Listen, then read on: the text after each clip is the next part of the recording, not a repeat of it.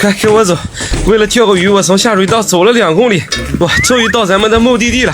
我也不想走这下水道啊，关键是这盖楼盖的，这路实在没法走啊。这1年没来呀，仿佛过去了12个月。去年咱们桥那边钓的啊，但是那边都用铁皮挡死了，过不去了。我看这边就很不错，而且还朝阳，难怪这位置一直没人过来钓。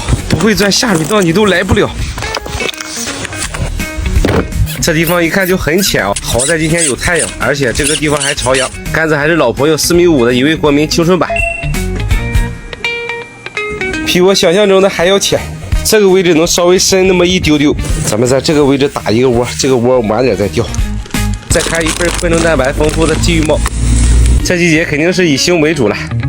再给它来点荤的。小半鲫鱼。在右手边那个位置打了一个窝，这边浅，咱们就不打窝了。饵料拉的大一点，咱们抽2根就行。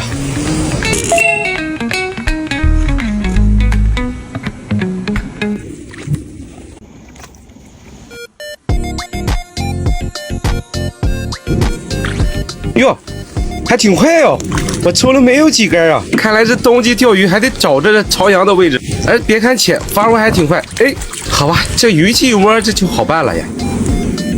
鱼鲫窝咱们频率可以稍微减少一下啊。来，现在是3点15分，今天咱们来的晚，再试试晚上这个口怎么样。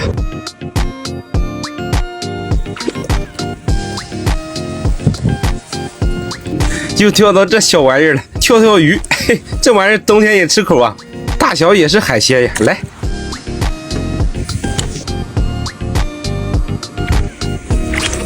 哟，还可以啊。这鱼口我还真没想到呀，这个头也很可以了。去年在桥那边还钓一个大梭鱼啊，这地方相当于是咸淡水，所以有这个小海鲜的话也不奇怪。哎，来了！哎，这鱼群还可以啊，为啥我在这没看到钓鱼人的痕迹啊？不应该呀，这个个头确实很可以了。哎呦！看来这个冬季还得钓这个朝阳的位置。发窝之后，咱们饵料还是给它拉的小点，不然饵料大了，它个嘴笨可真吃不进去。哎，来了！你看，就这么浅的水啊，这鱼可能都跑过来晒太阳了。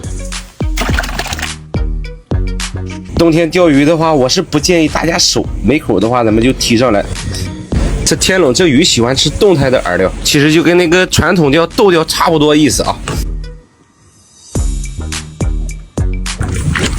哟，哎呦，可以，一逮了个大板板，看样子也没有人过来霍霍呀。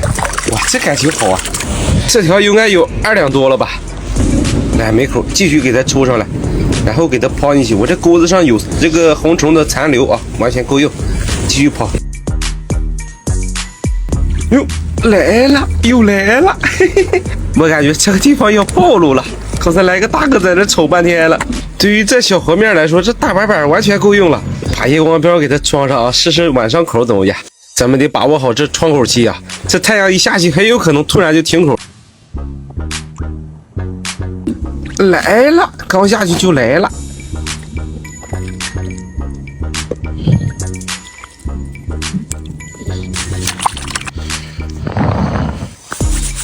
这太阳一下去，这温度直接就降下来了，也没口了。我估摸着跑深水去了。叫一下打窝那个位置，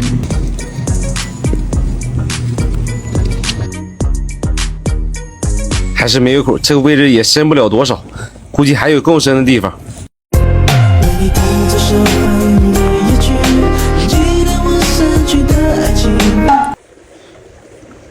喂，老婆。大不然那妈的，今天还不回来？我等会儿就回去。我跟鱼关上了。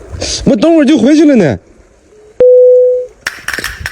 你们可听见了？他不让我回去的。我这人主打一个听话，我自己在外面还住不了了似的。这地方可比在家里住的踏实多了。